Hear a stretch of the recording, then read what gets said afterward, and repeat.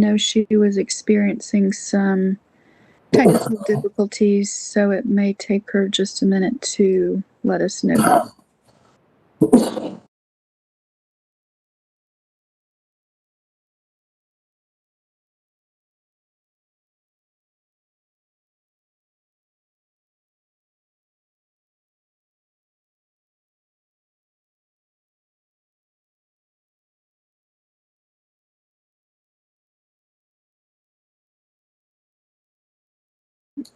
Do we have new members on this call?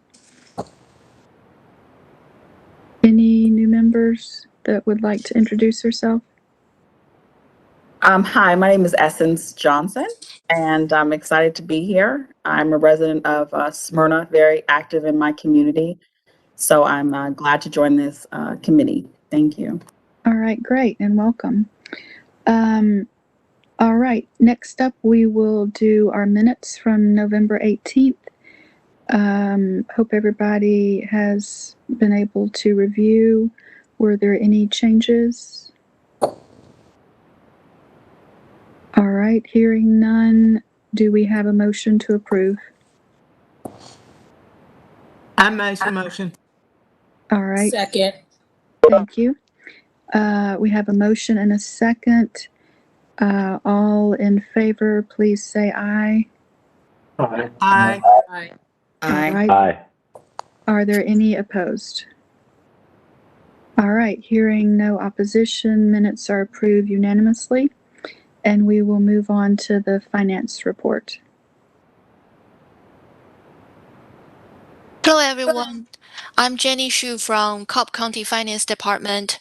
So based on the December SPLOST financial report, we have received $929,1,485.30, which is $191 million above projections.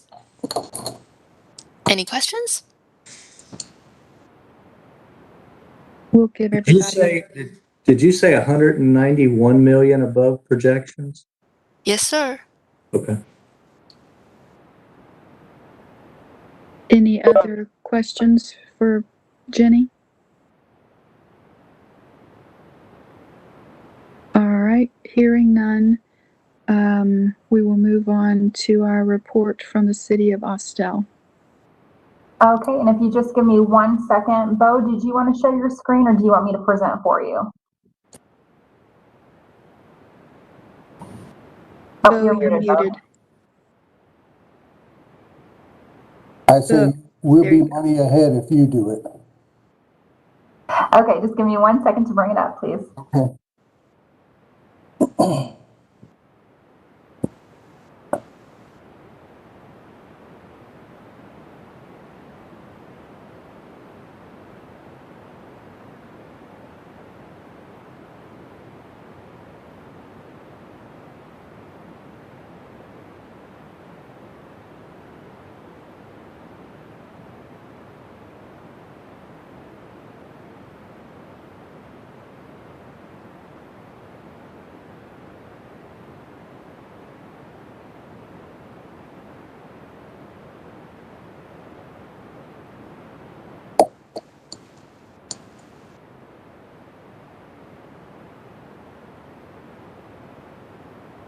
It's still pulling up, just 1 second.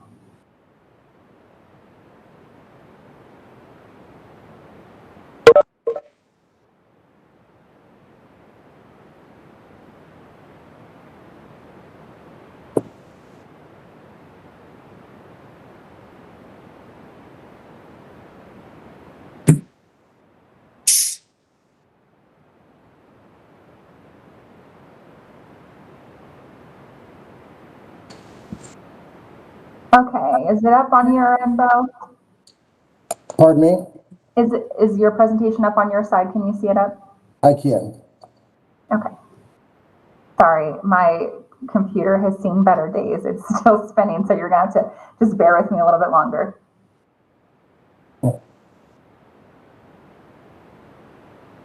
Just let me know when you're ready. Okay, just 1 second. Waiting for my mouse to come back.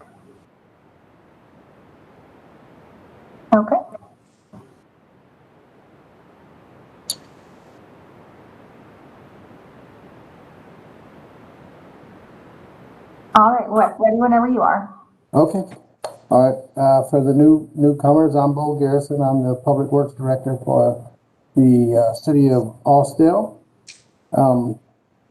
If you look on that first sheet, you'll notice that it has a 2005 and 2016 SPLOST. We had originally thought that we had exhausted the 05 SPLOST, but the way it was told to me was that we had a joint venture with the county and the project didn't go through, so we got some money back, which is a blessing. Okay, next page.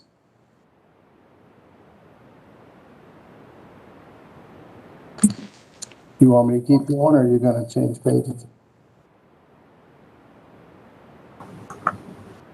Sorry, 1 second. Okay, no hurry. Okay, it should be updated now. I'm gonna have to stay in this view, unfortunately. Okay, well, hopefully everybody got enough, everyone got a package here. As we go to the next one, you can see what our original budget was, a little over 2 million, and what we began with. We really didn't, this was the 05, so what we did with a couple of these things, we paved a couple parking lots that were very, very old and hadn't been redone.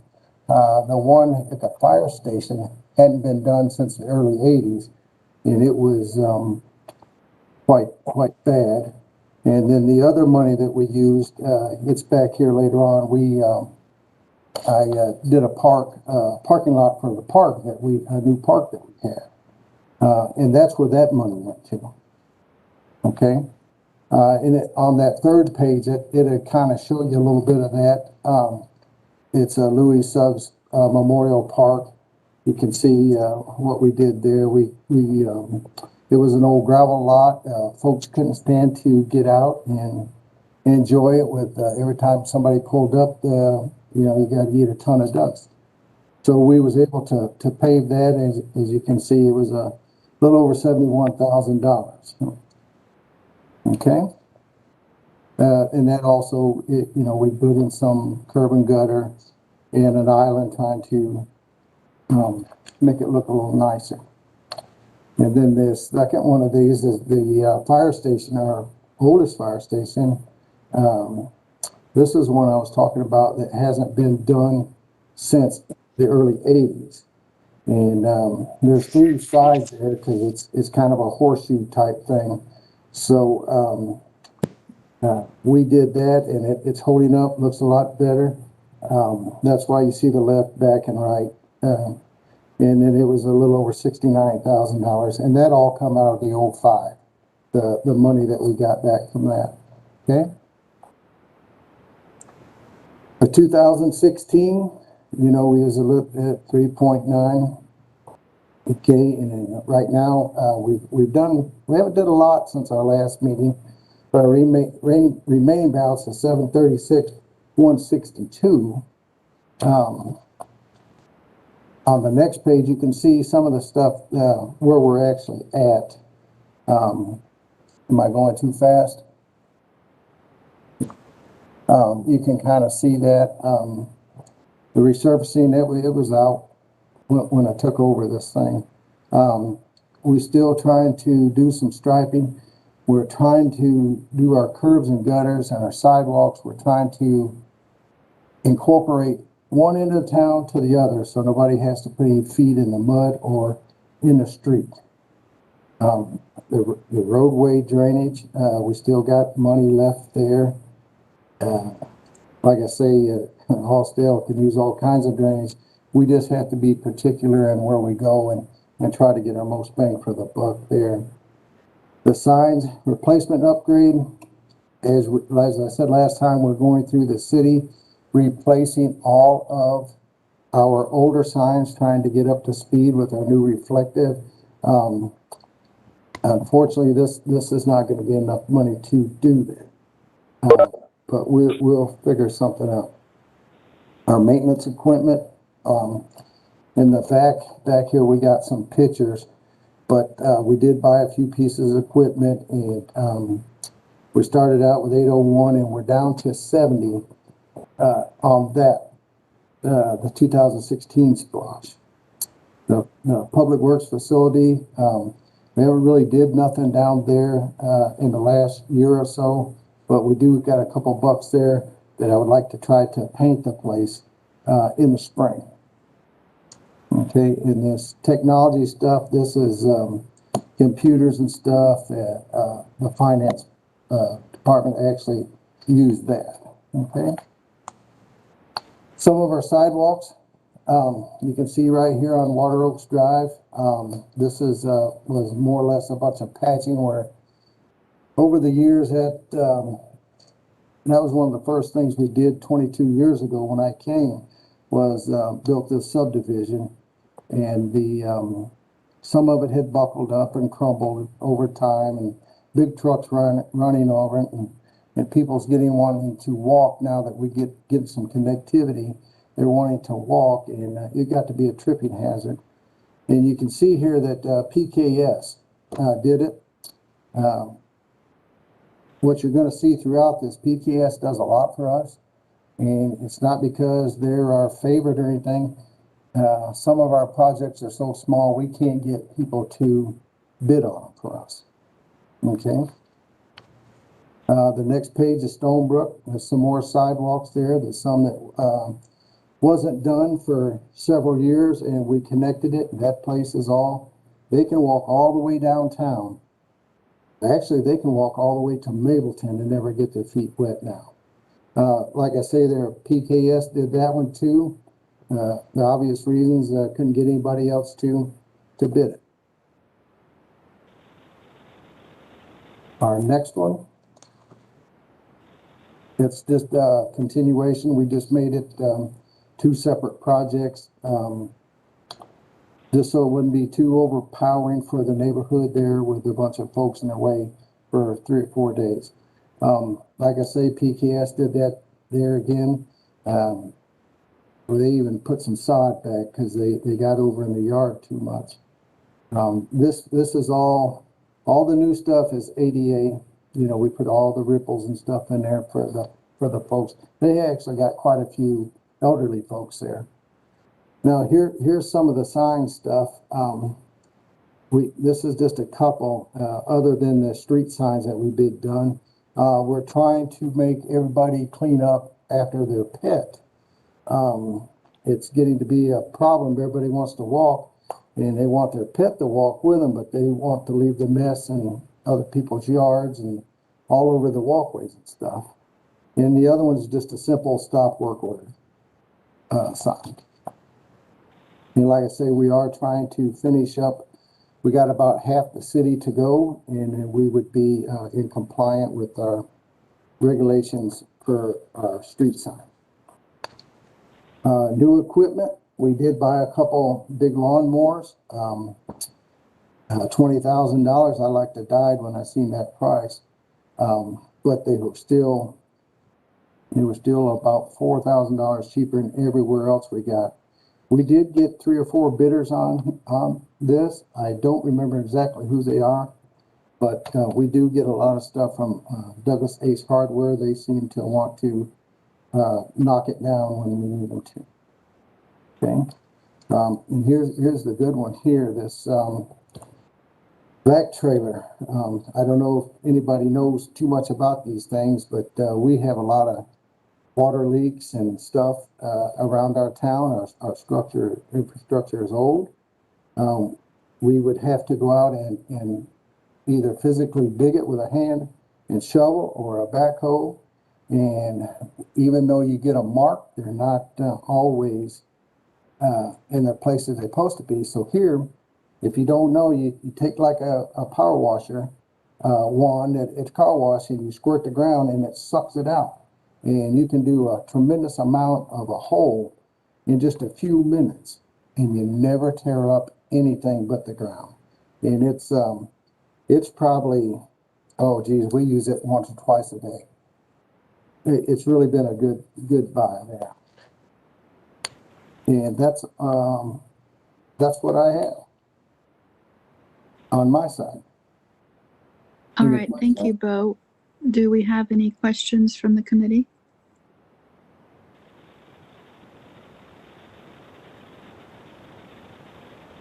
We'll give folks just a minute to unmute themselves if they do. Okay. I know I tend to see it go pretty fast. You did great. Thank you. And then next, we got to turn it over to my buddy Daryl here. Yeah. Okay. All right. If there's no questions for Bo, we'll move on to Daryl. Go ahead, Daryl.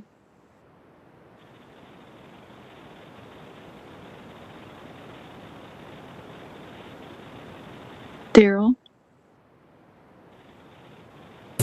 Hey, Alice, can you please do me a favor and advance the slide to the parks presentation? One second. Thank you.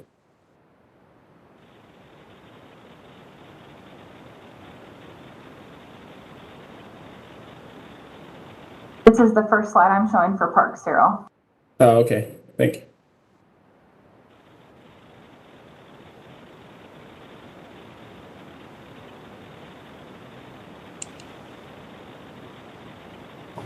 Do you want to start at this slide or do you want to start at the second slide? Yeah, mine did. Well, here you go. Mine did not advance, so I'll go off of what I have in front of me.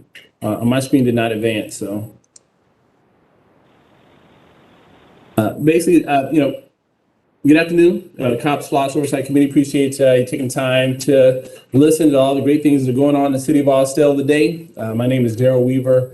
I'm the Director of Community Affairs Department.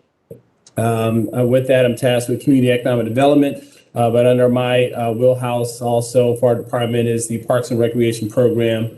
All things quality of life, park, we look at that as an extension of economic development. So, and it's going to be a major factor in helping Austell get to where we want to go. So we want to do a better job of maximizing the park space and green space that we have here in the city. On the first slide that I'm looking at right here, if you look at original budget, of $431,345,000. That was original budget. Remaining, what we have left is $186,804. And just kind of micro overview of what we're trying to accomplish is we're looking for a transformative projects. We're looking for some things that can really change the narrative of what Austell is, of what parks and green space is in the city of Austell. As a city with our population, obviously we have a little bit limited funds we can work with. So we have to do the best job we can of stretching the dollar, either through, matching funds or a small percentage of a grant or something like that. So we're matching with grant money. So that is our goal moving forward. We're looking for transformative projects. If you look at the next slide, some of the project highlights. Upgrade Legion Volleyball Court. Again, that is something new. We took an area that was underutilized and really transformed that park. So it's something that people from every age and walk of life can take advantage of, whether it's young kids, whether it's folks looking for outdoor recreational opportunities as far as walking paths along the creek. We added some additional fitness equipment out there. The next installment at that park was the volleyball court. So we took an area that historically, has limited usage in the past, and sometimes when the creek would overflow, it would kind of get into that area right there. So it was a better utilization of space. We kind of partnered with South Cobb High School. They kind of came out and kind of broke it in and get it started. But that outdoor volleyball sand court has really taken off, as other leagues around metropolitan Atlanta have reached out to us about trying to participate there, as well as a lot of our local citizens. So it's a newer amenity. It's something we weren't offering in the city, and we're excited about that project as we continue to expand upon the Legion Field.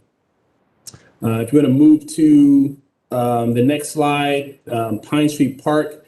Again, Pine Street Park was another park which the goal was to accomplish a couple of different things. One of it was to significantly improve the playground equipment that was dated and obsolete and was really underutilized, and to make it a park where folks would want to come out and spend some time with their kids. It was also a park that historically in the past, had a high loitering rate, which was a crime problem.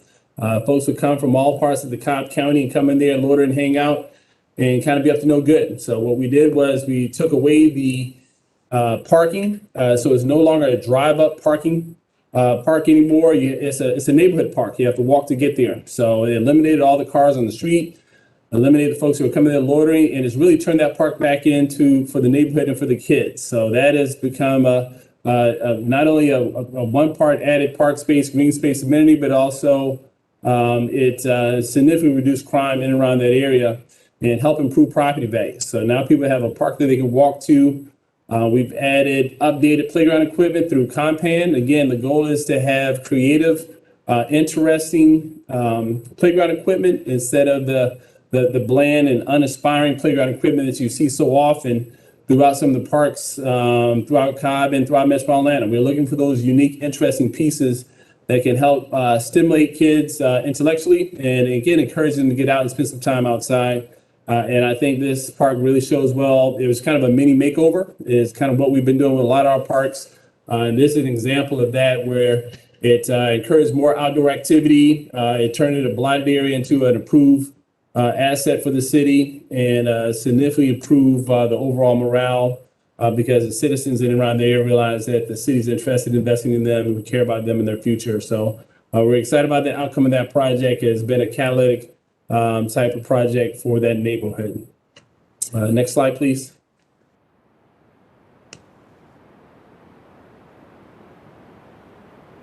So that is the end of our portion. Again, our goal is just for our long-term strategy for the remaining park funds and green space funds that we have is to, we just recently applied for a membership through the GRPA as an opportunity to take advantage of some of the grant opportunities through the state agency so we can better maximize the funds that we do have. So once we just completed our LCI study for mixed-use development downtown. We're currently right now in our comprehensive plan update. And once we finish that, we'll look to move forward to a master park plan so we can better leverage the park space and green space. So you'll be able to walk to or jog or bike to a park or green space throughout the city through trail connectivity and sidewalks. We're working kind of hand in hand with the Public Works Department and better utilizing and leveraging the funds we have together for sidewalk opportunities and connectivity that allow people to get from point A to point B in all the parks and green spaces we have here in the city. That is all I have for the Community Affairs Department and the Parks and Recreation. Thank you. Thank you, Daryl. I'll give folks a minute or two to unmute and see if there are any questions. Hey, Daryl, this is Jay Cunningham. Hey, the idea is I'm sure it's been done, but the idea of no parking in a park sounds like a great idea. Are there good aged examples of that? Over time, does it develop as you think? Yes, sir. This is something that is going to be something tangible we'll be able to utilize as a project that worked in maybe some of the areas in the city. Again, we need to take a fresh look and a new lens at what park space and green space is. Historically, it's an economic driver because typically property values are a little bit higher the closer your proximity to park and green space. So some of the areas that might have had depressed home values, stuff like that, maybe we can use that as an opportunity to improve them on the tax rolls and help them build more equity in their house. But all in all, it's a huge success story. Habitat for Humanity came in and did some infill development, some of the lots that were kind of abandoned. Home values jumped dramatically. People started investing back in their house with the equity they have because the city demonstrated that we care and we want to invest in them. So it kind of worked all the way around. And it's probably a strategy we might look at in some other areas as we're in the process now of identifying all the spaces that we have available to do that in the city. So as a case study, so far, it's just been a huge success as again, call volume and incident reports have dropped dramatically through the police department. Great idea. Thank you. So, how many houses did Habitat end up building? I know they were working in the Hotel Street area. Yeah, they've been working in that whole Hotel Street area and a couple other streets that are over there. It's a phenomenal neighborhood. It's an older historic neighborhood with smaller lots. Property values have jumped dramatically in that area as compared to where they were 1, 2, 3 years ago. It's just a huge difference. Habitat to date has probably built about 8 or 9 houses. And if they can find more lots, they build more. But they've all been hugely successful. They've kind of been a great partner in the area that we really needed to do some revitalization in. And they worked with some of the seniors that are on fixed incomes and helping get their properties up to code as well. So overall, it's been a huge facelift for that community. And again, it's proximity to some of the other parks that we have in the city. It's just that location is going to become more and more valuable. It's just a walkable neighborhood where it's just a friendly neighborhood to be in. That's great. Thank you. Do we have any further questions for Daryl? All right, thank you so much.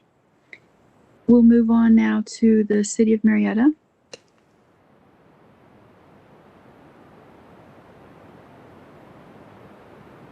Thanks, Alice. This is Mark Rice, Public Works Director for City of Marietta. You can go ahead and go to the next slide if you'd like. We'll start with the 2011 SPLOST. Right now, we have just a little under $5 million left to spend on the 2011 SPLOST projects. Next, you can go ahead and go to the next slide. These are the projects that we still are working on that we haven't started any construction or anything on yet. For Rottenwood Creek Trail, we're in right-of-way acquisition right now.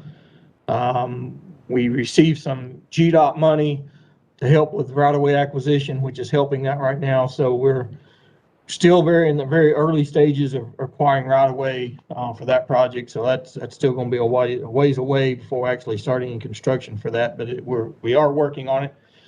Roswell Street 4-lane gap. That is at Lakewood to Olive. That's in front of the hardware store there on Roswell Street. We are also working on right-of-way acquisition with the property owner there. We presented them with some options. We're waiting to hear back from them, so hopefully we'll move that one to construction very soon. Fairground Street, Streetscape project. We're finishing up utility relocations, and then we have finished up utility relocations, I should say. We are looking to have that project bid sometime in late February, early March. So hope is to get that underway this summer, late spring, early summer. So that one will move to construction very soon. And then the final one there that we've got to move to construction is our South Marietta Parkway and Atlanta Street intersection improvement project there. We've received some comments back from GDOT, and we're going through those right now before we address those and apply for our encroachment permit. So again, that one will be moving forward very soon for that. Next slide. A couple of projects that are underway, or completing a couple of them. Cobb Parkway at White Circle, turn lane addition and signal upgrades there. Construction now is complete. We're putting the finishing touches on the traffic signal timing there. So that one here in the next couple of weeks or so, that one will be completed altogether. Powder Springs Streetscape is underway. That started last September.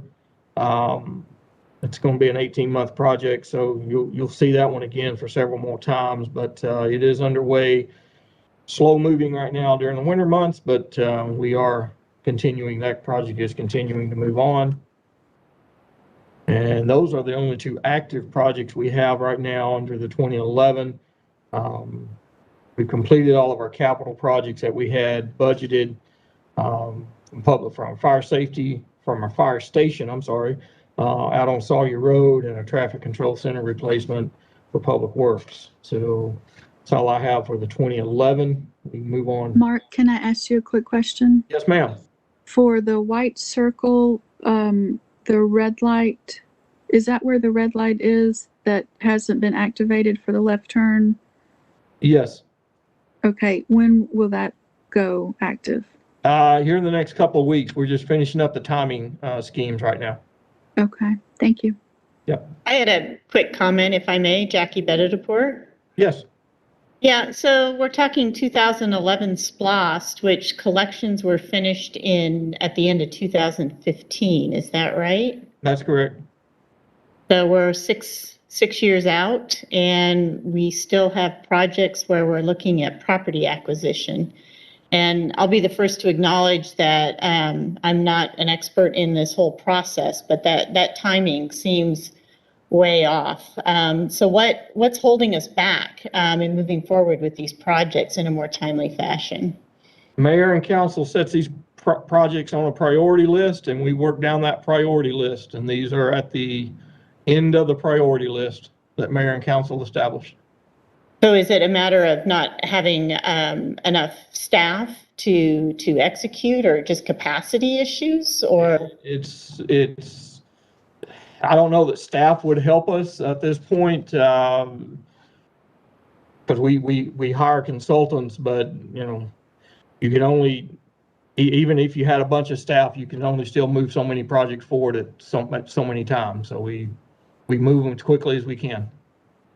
Okay, and are we, and this may be for the larger committee, but are we biting off more than we can chew? Should we be signing on for all these projects if we can't complete them in a timely fashion?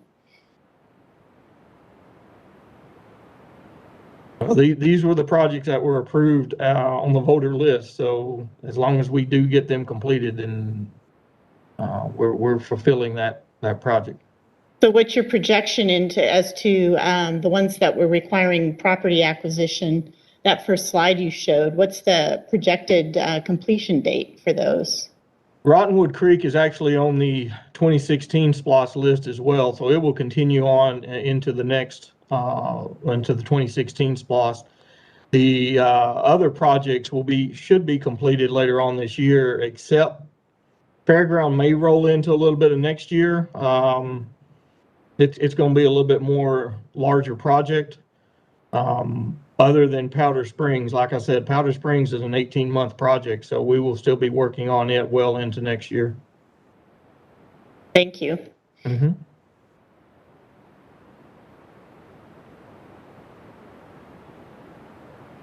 Okay, go ahead, Mark. Okay. You can move on to the 2016, one more. There we go. 2016, course, now we have collected the money for it. We've got about almost 12 million over collections for it at this point. Well, we still got a couple more checks, I think, to come in, but right now we're about 12 million over projections for that. We do have some active projects that are about to start or will be starting in the next couple of months. You can go to next slide, shows this just the approved project general list of everything of what falls into those projects, or where the projects fall into those categories. The next slide, we start talking about specific projects. We have a right over off the square, our Mill Street parking area. We are making some drainage and parking improvements there at that plaza. That project actually started this week, so that project is underway. New Hope Road and Cobb Parkway, we are extending that sidewalk down to the bus stop there. First, that's kind of a phase one, and then we're going to be making some improvements down New Hope Road back over to Wiley as well, some more sidewalk improvements down through there. But phase one is to get this part of the sidewalk done, since it was GDOT right of way, and then we're moving on to the next phase. So you'll see the next phase at our next meeting. That one is, we're just waiting on a date from the contractor to get started on it. Next slide.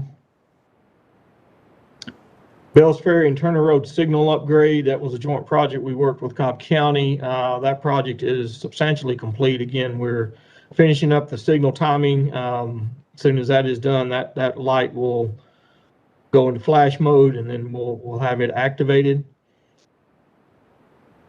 Burn Hickory Trail, again, a joint project with Cobb County, as it's coming all the way from Powder Springs back over to the park. They are working on the city portion as well as the county portion of that as it comes down Whitlock, and they're doing some utility relocations over on Burn Hickory Road as well. So the contractor is working on all sections of that trail as it's coming through. But again, that's a joint project with Cobb, and Cobb is managing that for us as we're going through. Next slide. Kennesaw Avenue, that one again is complete. We've got our power, Marietta Power is still finishing up some street lights that have to be added. Other than that, all of the other work is complete. The Lakewood Avenue at Monge intersection safety improvement project is complete. That involves some sidewalk improvements as well as some grade changes there to make some sightline better as you approach both from Monge and coming down to Lakewood. So that one is complete. Polk and Stewart traffic calming on Polk Avenue and Stewart Avenue. That project is underway at this point. We've got some drainage issues we've ran into that we're working on as well at Lindley and Polk. So that one is continuing project. Some other active projects that we are working on. We are going to be bidding for our 2022 resurfacing list. That goes out next month. We've still got we've got Waverly Way and Powder Springs Street intersection improvement. We had that scheduled to be underway right now. That was put on hold until next January due to Marietta Water having to do a water line replacement in that area and coming down Powder Springs Street, which is right off the square. So until they get that done, and we typically try not to do any work around the square past April, late April, due to all the events on the square. So that project has been pushed out until next year, and we'll get it after the first of the year. You have a list of all of our traffic calming projects and the various stages that they are in. We always have numerous traffic calming projects going on across town. We have several projects that are in design, various stages of design and concept that we are working on. And we'll continue to work on those as we move those forward. And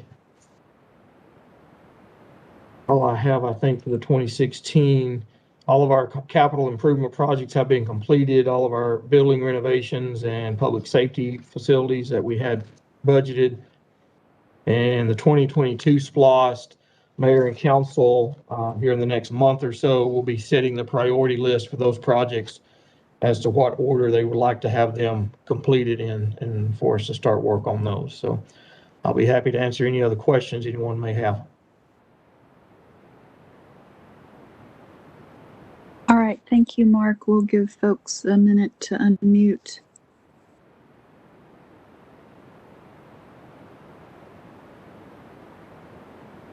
If anyone has any questions for Marietta and Mark, please advise.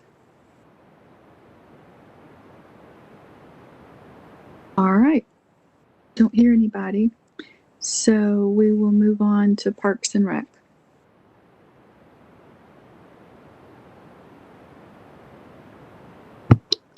Okay, April, are you able to bring up the PowerPoint presentation or? Okay, good deal. Well, good afternoon, everyone. My name is Jordan Wood. I am the new Senior Project Manager for Cobb Parks upon the retirement of Tom Bills. I'm excited to be here I know that there's some big shoes to fill, and I'm here to talk to you about the current SPLOST projects for Cobb County Parks. In April, if we can go to the SPLOST signage slide. So if you'll remember at the previous Oversight Committee meeting in September, members of the committee mentioned the desire to place signage on project sites to showcase SPLOST funding projects at work. We've also been working with our Assistant County Manager, Mr. Giese, to go back through our previous SPLOST projects and look at ways to correctly commemorate those as well. But as you can see on the slides, based on your recommendations, we've added signage at both Terrell Mill Park and our old Clarkdale Park construction sites. We were able to get those in prior to our most recent Recreation Board meeting and present those to members of the Recreation Board. They were had very positive things to say about it. We hope that you all feel the same as well. The signage that we have conveys pertinent information such as project renderings, the designer and contractor for the particular projects, county representative information, as well as a QR code at the bottom of the signage that links back to the Cobb County SPLOST website. On a personal note, we've already received some feedback on the Terrell Mill Park field signage. We've received some phone calls from members of the community requesting additional information on the projects that we have going on. So they're doing their job. We're happy to continue doing those in perpetuity for all of our larger SPLOST projects in the future as well. Okay, next slide.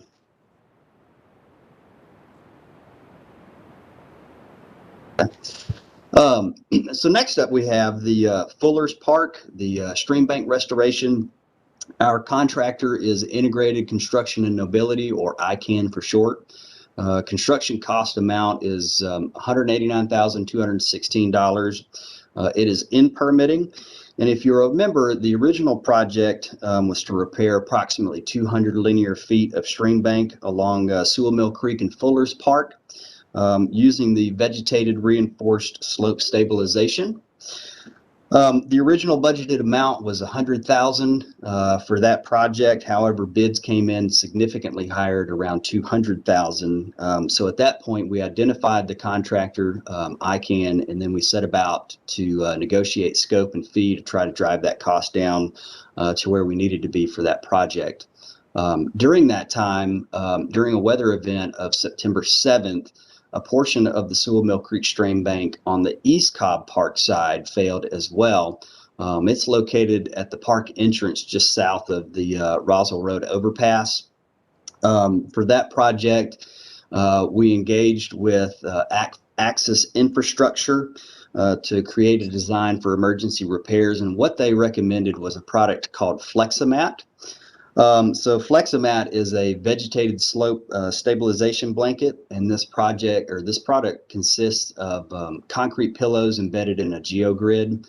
What we'll do is we'll dress the site appropriately. We'll anchor that Fleximat at the top of the slope, and then we'll place riprap at the base of the slope.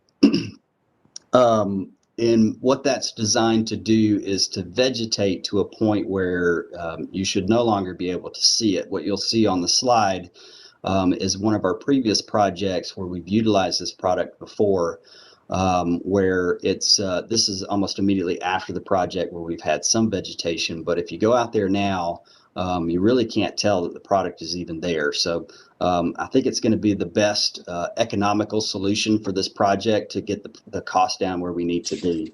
For this project, to realize economies of scale, what we will do is we'll combine both the East Cobb project and the Fuller's Cobb project to get that cost down to where we need to be. And so far, we're at $87,000 for the East Cobb side, which will be paid through our in-house insurance through risk management.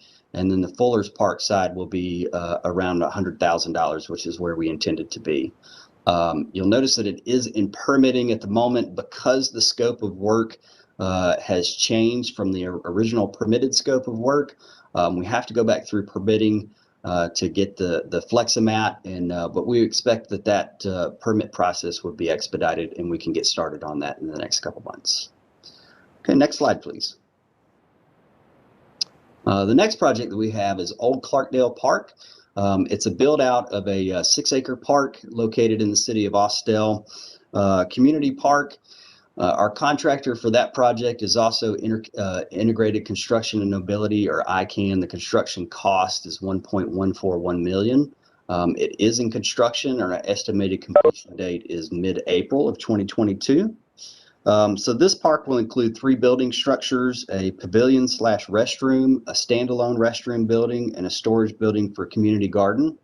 It will also include a playground, walking path, a community garden, and reconstruction of a historic barbecue pit that was original to the site. So we're currently in construction with grading complete. Erosion control measures are in place. 70% of our sidewalks are complete, and masonry for the pavilion restroom is complete, with trusses scheduled to be installed next week. And then our CMU for the storage building and the restroom is also in process as well. Okay, next slide. The next project we have is the Nesbit Union Chapel project. So this project is to stabilize the existing historic chapel wall and ghost frame the front portion of the structure. Our contractor for this project is Lichty Commercial Construction, and our contract amount is $176,000. It is currently in construction with a completion date scheduled for early March of 2022. If you're not familiar with the site, it's located on Powder Springs Road, just south of Cunningham Road, adjacent to a CVS. So over the past month for this project, what we've been doing is clearing the area, and we've done some selective tree removal to allow the contractor to some space to work in the area. And this has opened it quite a bit. And now if you ride by on Powder Springs Road, you should be able to get a pretty good view of the site. So due to the age and condition of the existing structure, priority number 1 for us was to stabilize the structure before construction began in earnest. And so as you can see in the photos, the structure has been stabilized with temporary bracing in place. Shop drawings for the metal to form the ghost framing have been submitted, approved, and returned back to the contractor, and metal's now in order. We'll expect to see that in mid-February. And as of this week, the contractor has begun work on the foundations, and then the steel ghost framing structure will be in place the second week of February, again with an estimated completion of early March of 2022. Next slide. One of our newer projects is Terrell Mill. It's the conversion of our existing softball turf fields over to synthetic turf material. Our contractor that we have for this project is Advanced Sports Group. The construction amount is $2.128 million. It is in construction with an estimated completion of June of 2022. So this project will include fields 3 and 4 will be a total renovation, or a total synthetic field for both infield and outfield. For fields 1 and 2, that will be infield only. But in an effort to think ahead, the contractor will regrade the outfields of field 1 and 2 to address some site issues in preparation for synthetic turf at a future date when funds become available to do so. So field 1 will also be adapted to create a multi-use field to allow for cricket, which is a fast-growing sport in the county. Progress to date for this project is erosion control measures are in place. The contractor will begin skinning the fields and grading for positive drainage in preparation to lay the synthetic turf. The dugouts of all 4 fields are being dismantled and set aside for reuse when the project is complete. One of the other projects that we'll complete at this time will also be new fencing around the ball fields, as well as conversion of the metal halide lighting over to LED lights. Next slide. The next project that we have, the 2016 project, is Jim R. Miller Park, the outdoor arena upgrades. So this project will include bleacher replacement, LED lighting, as well as added ADA accessibility. Our contractors for this project are Outdoor Aluminum and All Star Lighting. Construction cost is $248,000 for bleachers and $42,000 for our LED lighting. So the LED lighting, the project status is the LED lighting is complete and our arena bleachers are in procurement. So the original intent was to replace the large bleachers on the east side or the lake side of the arena, as well as the temporary bleachers that are in place on the north side of the arena. However, when we went to, after the bid, we experienced a 60% price increase. So with the price increase, what we elected to do is to replace the east side bleachers only because those bleachers are beyond their useful life. We'll continue to utilize the bleachers on the north side until additional funding can be allocated. And as you can see in the photo, LED lights have been installed, and we think it makes a great difference for the experience of the folks inside the arena. Next slide. Okay, next we have the Mabel House Complex signs. So this project will include an LED message board, a custom amphitheater sign, directional signage, as well as the existing park entry sign renovation. Our contractor for this project is Southern Sign Systems, and our contract amount is $90,095. So the progress for this project is it is in procurement, and we have a BOC agenda item for the 25th to go before the BOC, and the estimated completion date would be in spring of 2022. So this project will include a 15-foot by 9-foot LED message board on the corner of Marin and Floyd Road. It will also include a custom facility sign installed on the large brick wall as you come down from the parking lot of the Mabel House Amphitheater. It will also include various wayfinding signage or directional signage throughout the facility to assist patrons navigating through the facility. And then lastly, what we'll do is we'll renovate the existing sign off of Floyd Road in front of the Arts Center to be more in line with our new sign standards. Next slide. An exciting project for us. We don't have a lot of information to present to you today, but we do want to put it out there, is our Osborne Area Recreation Community Center.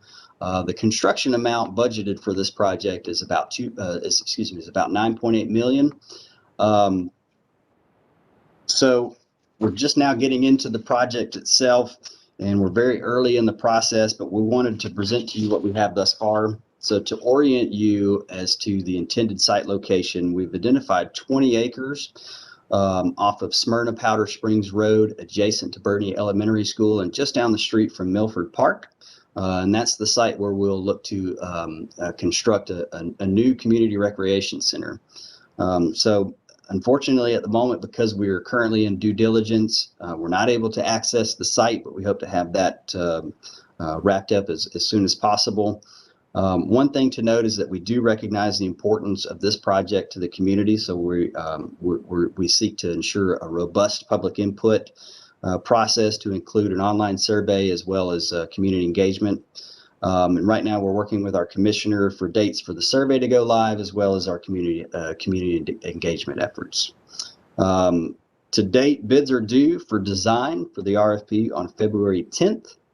And then bids due for construction on March 10th. We do have our selection committee is set up and ready to begin reviewing those proposals once those bids begin to come in. If all goes according to plan, we'll look to break ground sometime in fall of 2023. I know those dates are pretty subjective, but fall of 2023, and we would estimate that construction would take approximately about a year to complete. Next slide. And last, just to give a quick update on the SPLOST 2022 projects, we've reached agreement with Atlas Technical Consulting for program management of the SPLOST 2022 projects for parks. Over the past few months, we've drafted a schedule of projects for the 2022 project schedule. The draft has been submitted to county leadership for review and input from our commissioners.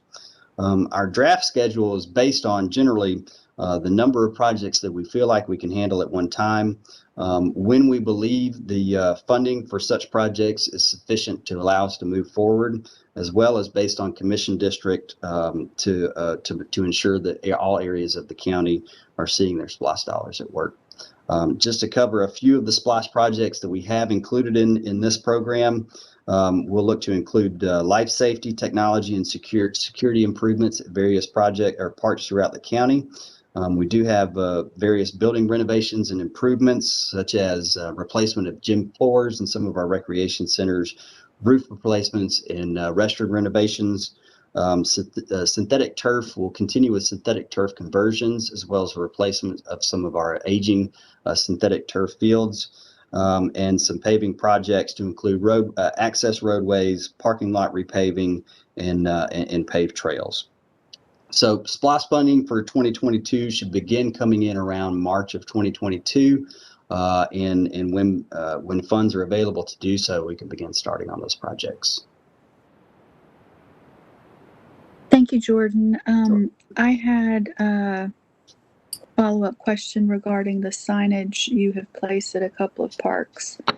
Yes, ma'am. Very glad to see that, as that's been kind of a priority for me to let the public know that this money or this park or this building, whatever it may be, was raised through the SPLOST program, and just make people more aware.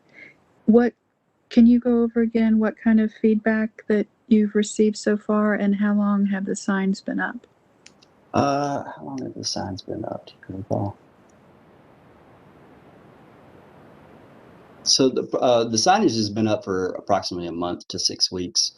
So really, one example, we had a member of the community call, noted that they had seen the signage at Terrell Mill Park, loved what we were doing, but was looking for a little bit more information, as well as sort of a vague timeline as to when we would expect to complete that project. So your plan then is to go back through the SPLOST park projects, the significant ones, and add a sign. Is that the case? Correct. Yes, ma'am. And Mr. Giese can probably elaborate a little bit, but we have had some discussions about some of our previous projects and how we sort of recognize and commemorate those projects that we've done in the past, to showcase what these SPLOST funds are going towards. Okay. Thank you.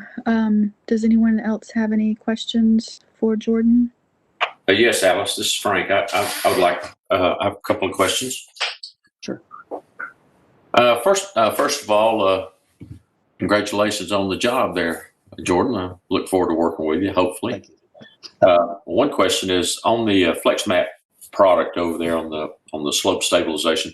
Is there a maintenance to that, or is the vegetation how long do you expect that to last? And when it erodes, do the concrete things, do they slide off, or what's been the experience with that? It seems like a great idea, very expensive, but it's a great idea if it works. So what's your experience with that? And second of all, on the Nesbit Chapel facility, what is the public usage of that particular area? Are there picnic tables, or is there I know the fireplace won't be functional for the public to use, but I'm just wondering what's the public use for that, and then I'll sign off. So to answer your first question in regards to the FlexiMat, we have used it at some other parks. We do know that the Department of Natural Resources is an advocate of that product. So to answer your question, the vegetation that comes in and amongst that geogrid with the concrete, so the concrete pillows are designed to help prevent any additional erosion of the stream bank. The vegetation then comes in after the fact, and is designed to be permanent. But we do have some examples in some of our parks where we have put it in before. Typically, the maintenance would be similar to what we would do on any of our slopes as well. Or we may elect to allow it to grow in and just grow natural. So we've experienced good results with that product before. It's more cost effective, of course, than the vegetated slope reinforcement. That was cost prohibitive, probably aesthetically more pleasing. But this is designed to be a permanent application, and we have not experienced any diminishing effects of that product before. To answer your question for Nesbit Union Chapel, so the original intent of this project mainly is to take care of the existing structure that we do have on site. We are sort of discussing what else we can do to the site, but we don't have anything master planned as of yet. We've talked about, meandering paths or the ability to put a picnic table. The location of the site is a little bit prohibitive, in that it is in such a busy area down Powder Springs Road and adjacent to CVS. There is no parking, but we could find ways for it to be a walk-up park to some extent to allow folks to enjoy the site. Okay, so if I'm asked that question, what do you think the county is spending that money for? Would historic preservation be a good answer right now? Yes, sir.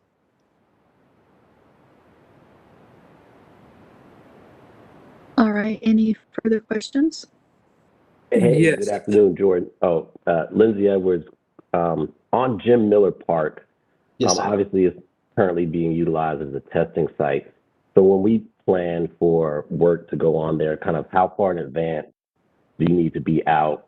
Obviously this pandemic, who knows where it's going to go, but just could you talk about how you plan around the work to be done there, given that I guess it appears that it will continue to be in the foreseeable future utilized? So the routing of the testing that's currently going on and will continue to go on for the foreseeable future is as such that it really has very little impact on our ability to continue with some of these capital projects. In fact, we do have a project that's not a SPLOST related project, but we're in the process of installing a new standby generator at the Jim R. Miller Park Event Center.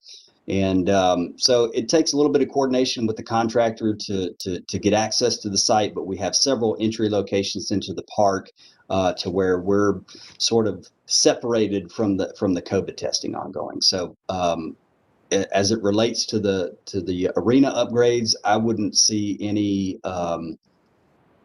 effect on that whatsoever. We do have to work around the circus, and we have to work around the fair as well. So that's kind of where that June time frame comes in, after the circus, before the fair, to be able to get those structures in place. Got it. Thank you. Sure. Jordan, this is Jay Cunningham. Got a question on this, referring to what the chair was talking about as far as the signage. Do we have a bunch of signs already made, or are we making them to order for where we're going to put them? Do you know? So for the individual projects, that's a one-off signage, and typically we will, or what we have done in the past is we've included that have we included that in the bid, or we just have it done start construction? Okay, we just have it done on our own accord when we start construction. We can produce those relatively quickly. We haven't quite found a way to sort of reuse those signs. But they are individual one-off signs that we put up before work begins. Yeah, I really like the idea. I think from a long-term perspective of the SPLOST continuing, it may have something to do with that. If that was a driving, the signage is making people aware. I would ask, and that's the reason I asked about are they made up already, is if we've got a significant portion of those signs, the copy on those signs to say, and it's what's the logic of having the commissioners' names and everybody's names eating up a third of the sign or whatever it is? What is there some sort of ordinance that has that happen, or why is that there? I don't believe I can answer that question. I'm going to defer to Mr. Giese or Mr. Brantley for that one. Jay, that's probably called job security. Okay. We'll talk offline. Yeah, there you go. Jay, it's Michael. One of the things I will say about, going back and commemorating the past projects, that's one of the things that we're looking at right now, because different projects, we're going to have different signage for those different projects, depending upon if it was a small project inside of a park, if it was a larger project inside of a park, if it was a new park. Some of our buildings, we're going to try to put some stickers right on the front door of the buildings, sort of the vinyl stick-on stickers that you can sort of see through, that just sort of commemorates that building. So we're looking at all of those projects going back as far as we can with the SPLOST right now. And that's one of the things that we're doing, is to seeing what type of signage we need for what things, because putting a 4x8 at a park where there may only be, one little area of a 100-acre park doesn't make a lot of sense, but maybe putting something right there at that location where people know that certain amenities inside of that park were paid for it. That's what we're looking at too. And I was speaking to maybe some of my experience with, which I probably have said before, my experience with billboards, and the fact that you've got a finite amount of space and you want it as big as possible. So when I look at stuff, I have a different set of eyes, because I'm seeing what's necessary, because I end up having to eliminate elements all the time in thousands of billboards, because it's in the end, it's probably not needed. And that's all I was asking. I'm surely not after the people that are on there. They do a wonderful job. I think from your benefit, as long as you got the catchy slogans, though, that's all that people even look for. Come on. Yeah. As long as I get my logo there, you're right. All right. Thank you, though, Jordan. I appreciate it. Any further questions for Parks?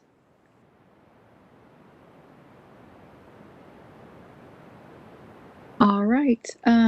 Just one quick follow-up. The signs that you showed us, what are their size? I really couldn't tell by the pictures.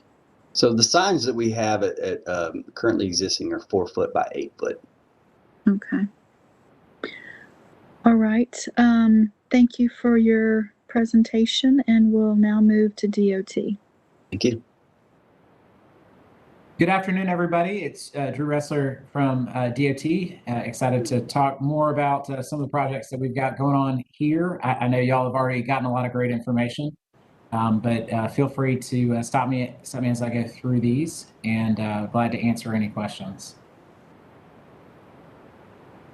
I believe I'm sharing. Can I get a thumbs up from someone if y'all can see? Got it. All right. So we'll talk through each of the programs, starting with the 05. You'll notice here 90% completed projects. That graph has changed in each of our quarterly updates as more projects have come online from the drainage, and we talk about that a little bit more here. You'll see here that the two primary reasons why this program continues to be open. The first one is Bob Callan. To talk about that one just briefly, Bob Callan Trail is a Cumberland CID funded project that utilizes outside sources, federal funds, to deliver that trail. It was put into the 05 program because the county needed to be the ones to actually manage that project. The CID can't directly receive federal funds and deliver a project through their means, and so we serve as the project managers on the CID's behalf. The 05 program traditionally had been used as a contract mechanism. The revenue would come in to the 05 program. We would do the project management and then pay out of the revenue received from both the CID and the federal funding supporting that particular project. We have an agenda item coming in the next cycle, so actually next week, that will move this project outside of that 05 program to help clear the way to close out this program. We're in the closing period for this program. The other item, and we talked about it last time that we spoke, is the drainage project. So drainage continues to be a significant challenge for DOT. We had 2 emergency projects identified just last week of just sinkholes opening up. It's really, we believe, a function of the age of the infrastructure. We have a lot of subdivisions that went in 40 years ago that had a lot of metal pipe put in that has a 25-year lifespan. And those pipes, particularly when they're in live streams, are failing and failing consistently. We're honestly struggling to keep up with that. And so we went back, you'll recall us talking about this last time on July 13th, the board approved the use of surplus funds within the OFI program to be able to take care of drainage. That had dual purposes of both allowing us to spend the funds within the program that weren't dedicated to anything specifically, while also allowing us to spend that down to make it ready for the program to be closed out. Projects in construction, you'll see here we have 11 currently in construction. We continue to move this through. You'll see this here, but the O5 program is projected to be closed out this calendar year. Moving on to the 2011 program, you'll see here 98% projects complete. Those that are not yet complete, the first two you see there, Lower Roswell Road and Woodlawn Drive sidewalks. Both of those are moving into construction in the spring. And those projects are tied together. That's really one project under different names. That's one that has been put on hold, has gone through a number of different public outreach iterations. The concepts have changed, and so we've got a final plan that, like I said, will be going into construction here in the next few months, as well as looking at the transfer centers, Marietta and Cumberland Transfer Center. That's primarily planning work that's going on with those two sites. The Mccollum Parkway sidewalks, that project is substantially complete. That was part of the roundabout project there just outside of Kennesaw. In summary, we have 11 projects that are completed, but not yet closed out as we go through final inspections. What ends up keeping, and we've discussed this previously, but what ends up holding us up from closing out a program a lot of times is utility prior rights and right-of-way condemnations. So utility prior rights is, just very briefly, when we have a project that requires Georgia Power, usually it's Georgia Power, but requires the power company to relocate their facilities. There's a question of whose funding responsibility that is, and it all goes back to who was there first. Inevitably, we end up disagreeing on who was there first and who's responsible for that payment. And so we agree that, hey, we know this needs to be moved. We know we have a project that needs to get done. And so we'll agree to disagree and allow the project to continue. And then these negotiations continue for months and into years at times as we sort out all of the historical information needed to close those out. Similarly, for right-of-way, we know we have a project that needs to get done. Sometimes they're friendly condemnations, they're corporate processes that just take a really long time to complete, so they'll ask us to condemn, or occasionally it'll be a parcel, and we try to limit this to the greatest extent, where we can't come to a final conclusion. So the condemnation process allows that property to be acquired, again, allowing the project to move forward.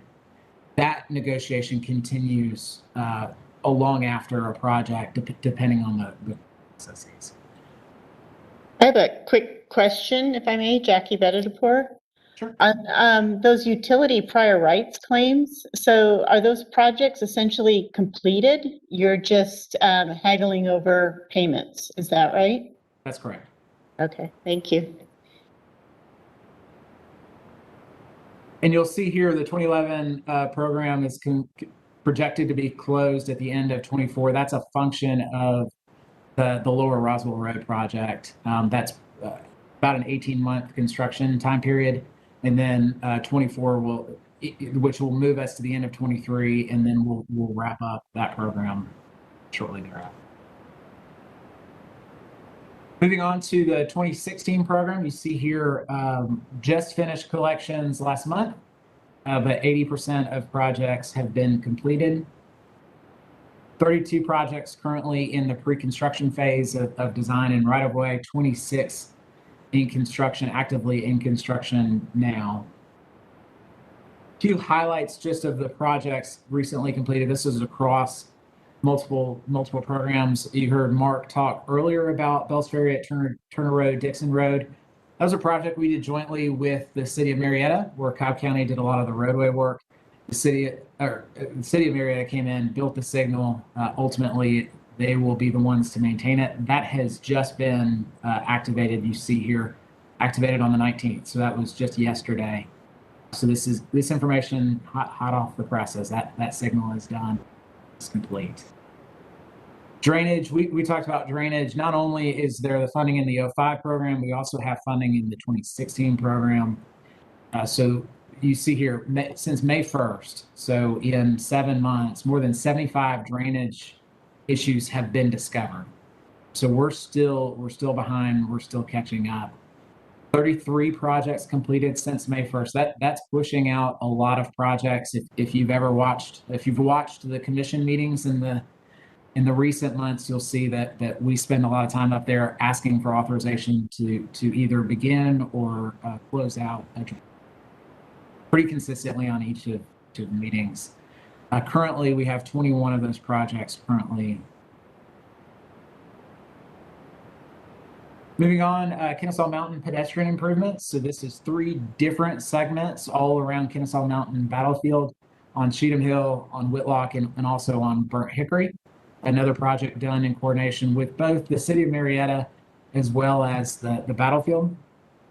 And that project's moving well. The cold weather and the rain has made it a bit challenging the last month or so, but you see here some pictures from Cheatham Hill, where the contractor is working on walls and grading primarily throughout the project.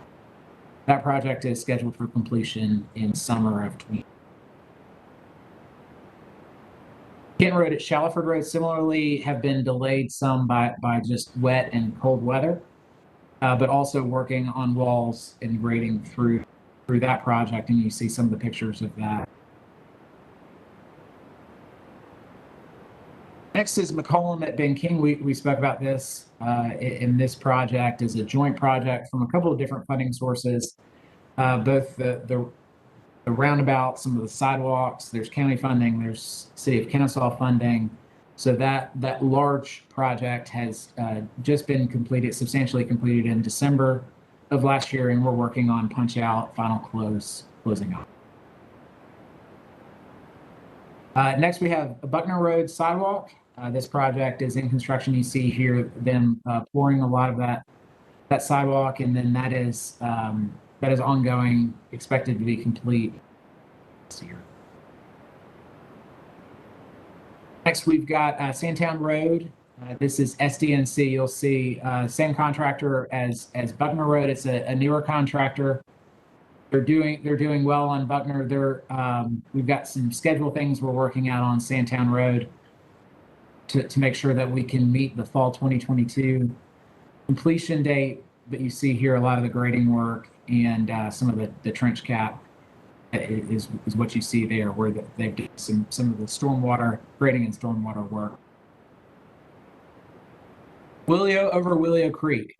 This one, we like to talk about good news. This project has not had a lot of good news of late in full transparency. As they were pouring, and I think this happened since our last presentation to this committee, as they were pouring one of the caps, so the substructure is made up of a foundation, a column, and then the cap is that part that flares up at the top that holds the beams for the bridge. As they were pouring one of the caps, the formwork collapsed and a lot of the concrete went into the creek.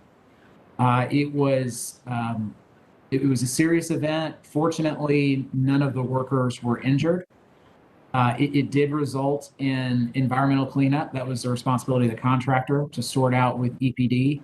That has been tied up, but that was very messy, as well as just delays. So this project was already going to be a very challenging one without something like this happening. Of course, that just put them behind the 8 ball even more. All of the substructure at this point is complete. They will be placing beams next week and then beginning on the deck shortly thereafter in February. Really, the challenging part of any bridge is getting out of the ground. The further you are away from the ground, the more you have control of the work, and you can get moving on it a little bit quicker.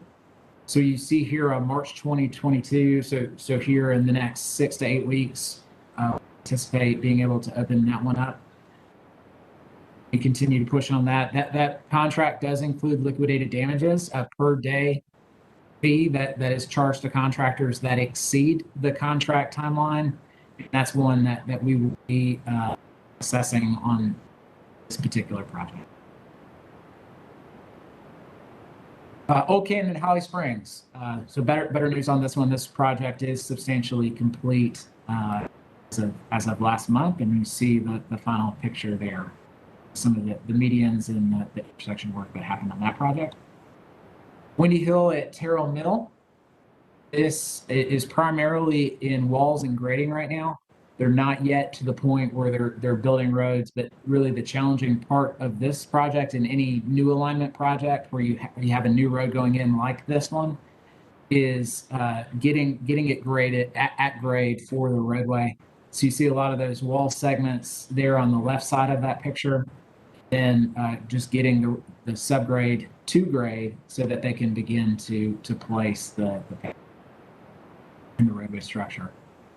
Next is Mabel Parkway pedestrian improvements. You'll see here a lot of concrete being poured. Right now they're working on the trail segment, pouring the trail, and then they'll come up. You remember on one side was the trail, the other side was a narrower sidewalk.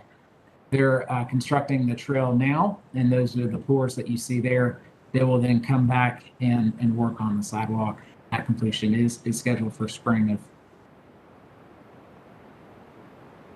And then one of the requests that we got at the last time we presented was having the percentages on here. So you'll see here the percentages of the program. Almost 65% of the program coming up is resurfacing. Much of the planning work has been underway to develop what the roadway, the strategy is for which roadways and when, and how we can improve the condition of roadways. It's a significant increase on an annual basis from the resurfacing dollars we have currently. It will end up being more than double the amount that we're currently resurfacing.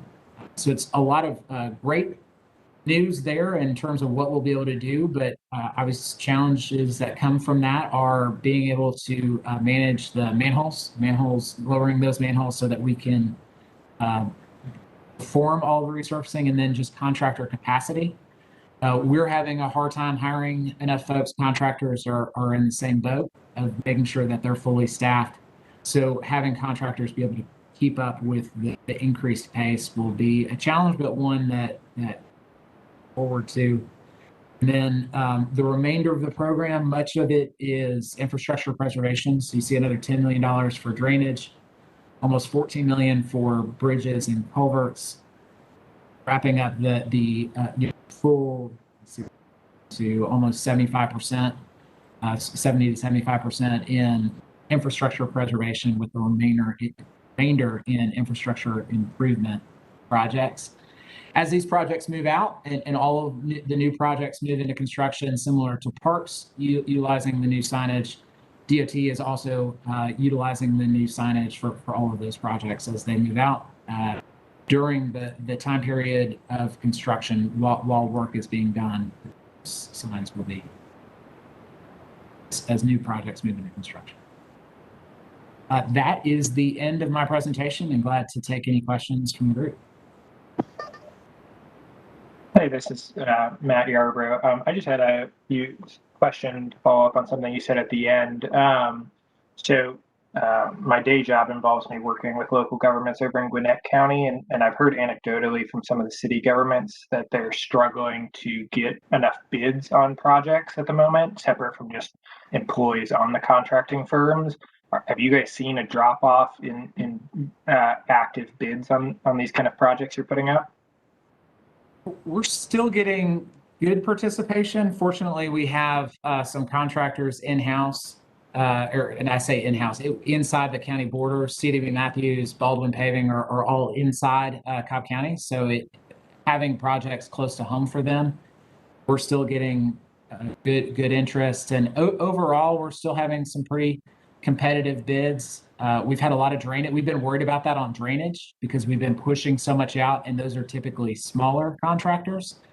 But thus far, we're holding steady. But it is something that, as we really ramp up in resurfacing, something that we're tracking there. Drew J. Cunningham, thank you for adding back in the percentages. That looks good to me. I have a question on the Willio Road Creek issue and the concrete. I ran into a personal issue. I was pouring a dam up at a property up in North Georgia, and I got a little bit of concrete in the river on my property, and the EPD came out of the woodwork. They were everywhere, and downstream, my neighbors brought dead fish and dumped it on my driveway. Lots of dead fish, hundreds of them. And that resulted in a fine and stuff like that. The question is where is that? So I'll speak to what I know, and I know Wade's on the call, and he knows more of the particulars. But what I know is immediately after that happened, after the concrete got into the creek, we encouraged Baldwin to take the bull by the horns and go ahead and get. There's certain companies, and you may be familiar with them, that they do environmental cleanup work. And so we encourage them to get someone like that under contract and out there to advise them on the best steps forward. With EPD, anytime someone can come to them and say, here's what happened, here's what we're doing, and can offer a solution, it helps with that. In terms of EPD's involvement and any fines, Wade, are you able to speak to any of that? Yeah, so actually you're correct. And, this company was brought on and they notified EPD. Actually, EPD, ended up being Corps of Engineer jurisdiction. So the EPD kind of backed off, and we had to deal with the contractor dealt with the Corps of Engineers. And as far as downstream, and the good news is that we had in place this floating turbidity barrier. So there was really no, I guess no contaminant, that went downstream that caused any damage. It was all contained within the project. So that was the good news. They were able to get much of that. It all settled down the bottom, and get it cleaned up. So we didn't have anything similar to that. But to my knowledge, there was no fines from the EPD or the Corps. Okay. And we have a letter on file from the Corps that basically denotes that the contractor has, fulfilled all his obligations and is pretty much, free and clear. So. Yeah, that was the good news that came from it. Thank you, Wade. Yeah, thank you. I didn't. I wasn't smart enough to have a containment area. So you guys are ahead of the curve.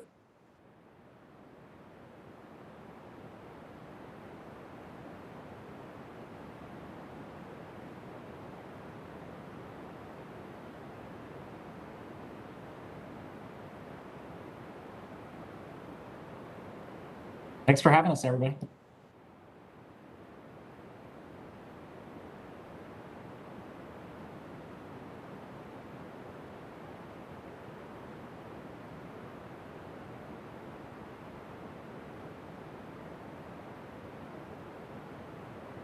Sir, are you still on? Sorry, was I muted? Okay. Let's move on to Jimmy Giese for an update.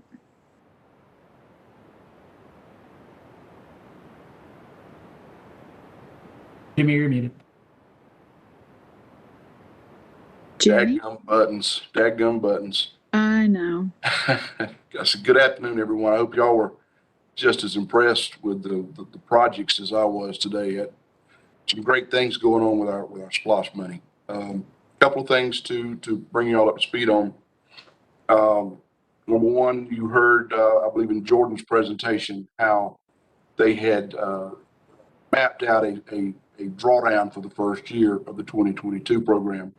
We had asked each one of our departments that received SPLOST dollars to map out the first year.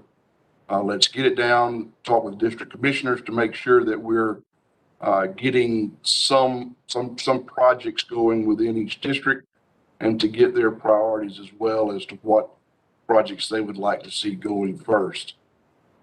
With the amount of money that we have coming in, excuse me, each month, it would be hard for a department like DOT to get us into a hole because it takes so long to plan their projects. But some of the smaller projects can go ahead and get underway. So Bill Volkman is in charge of gathering each one of those priorities to ensure that we don't get ahead of the collections. Stepping back to the 2016 program, you'll remember that back last June, May or June of last year, we had what we called the RAP, or Revenue Above Projection Allocation. That was an estimate because we knew several projects needed a little bit of money to finish up. So we went ahead and did the first round of RAP last year. Well, with the last check from the 16 SPLOST coming in the end of this month, we'll be doing a RAP 2 to allocate the remaining overage. So each department, well, not every department, DOT, property management, parks, and sheriff have submitted requests, and we're in the process of whittling that down. It's going to be in the neighborhood of between 25 and 30 million, nothing like it was for RAP 1, but we're in the process of working with each one of them now, and then we will of course brief the commissioners on it and get their final approval on allocating the remaining 2016 SPLOST funds to approved projects, tier 1 projects. Any question on any one of those first two items? Okay. All right, and I think Jordan and Drew mentioned with our signage, and Jay, it's one of those things. It's probably happens because it's always been done that way. There's always been the commissioners listed on project signage whenever you're doing a major project and you've got the big one out front. Does it have to be that way? No, it's not per code. But we did work hard to make sure we got some nice renderings, maybe a layout, the right logos. And one thing I like on Parks signage, they had the QR code that somebody could walk up and scan it and get more information on the project. So that was a good touch there. We do have different sizes of the signage. I believe Michael was mentioning, if you're just say re-fencing or relighting a ball field, you wouldn't want one of the large project signs there for there. You want something smaller. So we do have the different size signage. We pretty much did away with the individual years. There was, of course, a logo for the 05, one for the 11, one for the 16. But once everything's done, and we're going back just to make sure everyone knows that it was paid for or built with SPLOST dollars, to have one catch-all logo for that, we felt like would resonate with more people. If you have a bunch of different logos, they could get confused with that. So once they get used to seeing it built with SPLOST dollars, we feel like it'll help us in the future when there are future SPLOST programs. So that's basically all I've got today. Are there any questions of me? And Jimmy, you have already put up some of those signs, correct? Yes. Around, okay. Yes. Any feedback from the public? Well, let me back up before I answer that one. The only one that we have not gotten yet, and it's been a debating with the Southern Signs, and as far as the small ones that we're going to put, like when you walk up to a glass door to go into the, say, Sewell Mill Library Cultural Center, smaller ones that we're going to put right there on the glass. That's the only one that we've been debating with them on what, do you print on the front? And to me, I would think you would want the sticker itself on the inside of the building, because kids are going to be kids.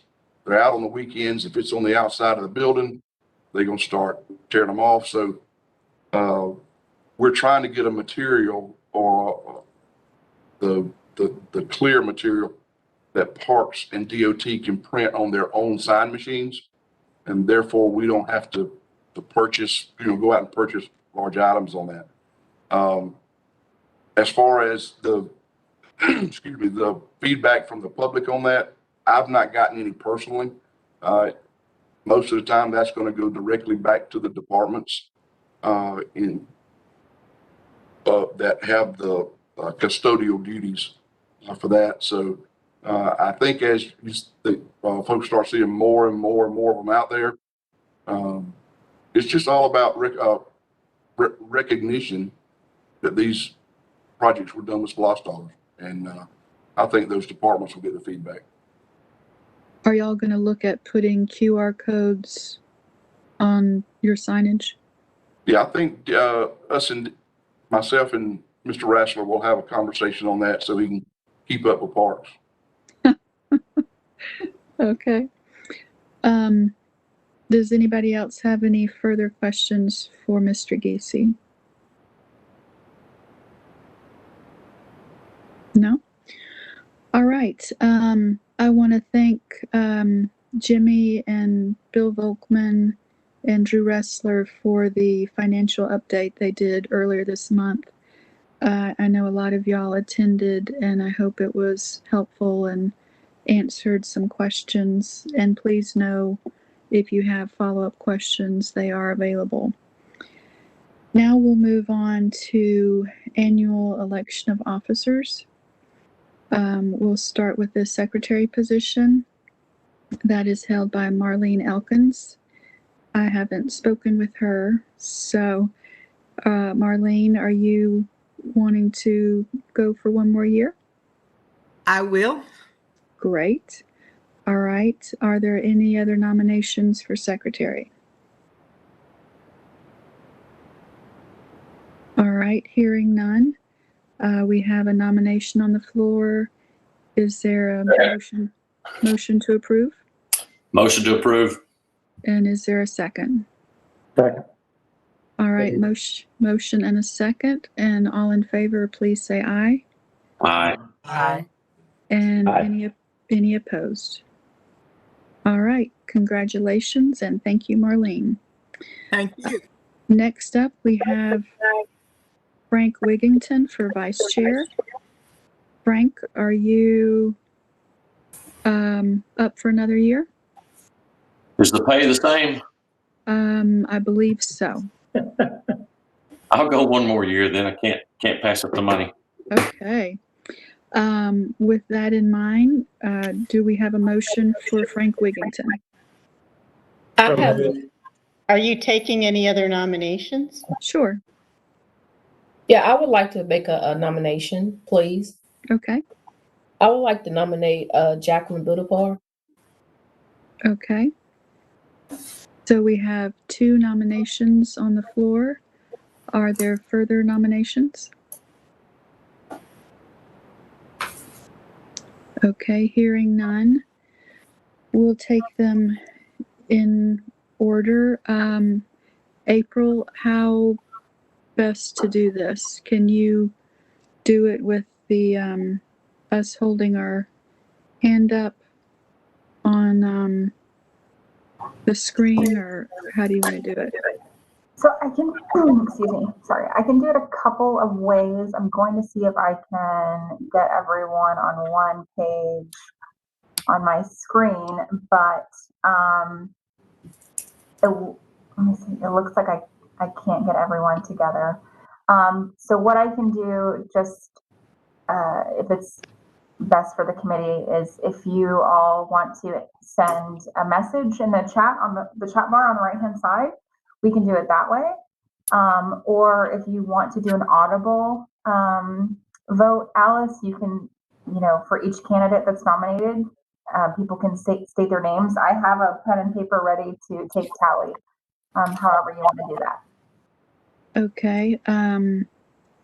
Madam Chair, if the county staff were to get off the call, would that allow April to be able to see everyone?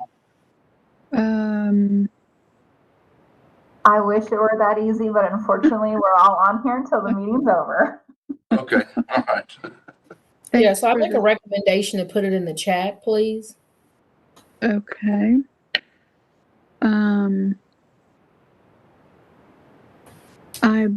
I'm gonna have to personally figure out how to do that. Is anybody can explain that for everybody so they're on the same page? I think we just go to the chat and put April Jones, the host, and we put the persons that we are nominating in the chat. Okay. Then I think it would be better to do a roll call. Okay. If it's in the chat to April Jones, then nobody sees it. I assume this is supposed to be an open election. Correct. Why don't we just send to everyone? Just put your choice in the chat. Okay. All right. Yes.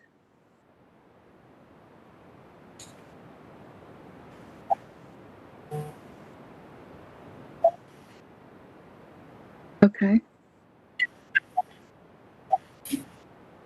Everybody's got to turn their screen on, Right. video on, but that's fine too. That's quick. I can see Okay. everybody. All right. So is everybody okay with turning their screen on?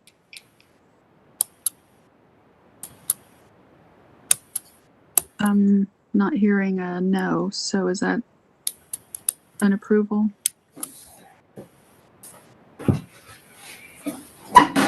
We'll go with everybody's going to turn their screen on, and has everybody done that? All right, I'm just skipping through. I show 13 people present, just so you know. Okay. All right.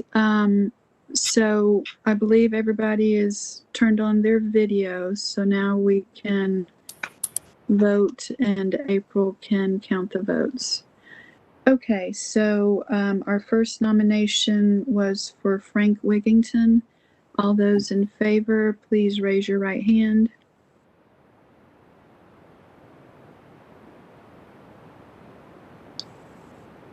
I'm not sure how long April needs, so just let me know. Sorry, Pop TV, you're gonna have to jump in since I'm hosting. I don't have an option to see everyone. I'm limited on what screens I can see.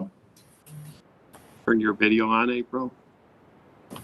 I'm at work, so I don't have the ability to have my video on. I don't have a webcam on my work computer.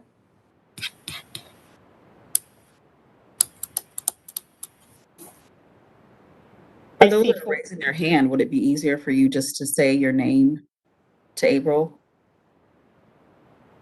Since she doesn't have her video on. April, you tell me. We can do it that way. April, I see 4 hands raised. I have them all up. Okay, so Jimmy, can you go over that one more time? I have 4 hands up. I have Alice, Steve, Marlene, and Jean. Okay. April, do you have that recorded? All captured. I'm showing 4 votes for Frank, Alice, Steve, Marlene, and Jean. Okay. And now we will take a vote for Jacqueline. Please raise your hand.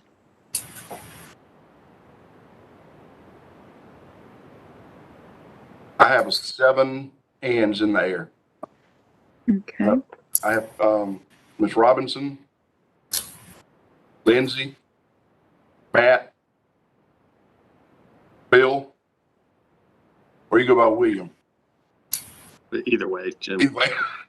William/Bill, Jacqueline, Alicia, and Essence.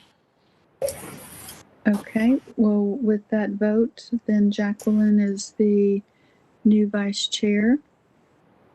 And now we will move to chair, and I'll accept nominations. Madam Chair, I nominate Felicia McDade for chair of the SPLOST Citizens Oversight Committee Board. Okay. Is there any further nominations? I would like to nominate Alice. Thank you. Any other nominations for chair? All right, hearing none. Sorry, was somebody saying something? All right, so we'll now take votes for chair. First nomination was Felicia McDade. And if you'll please leave your hands up. Madam Chair, I see 7 hands raised. I've got Essence, Alicia, Jacqueline, Lindsay, Matt, Steve, no, I'm sorry, William. For some reason, everybody moved a spot. William and Ms. Robinson. Okay, so that was 7, is that correct? Correct. Okay.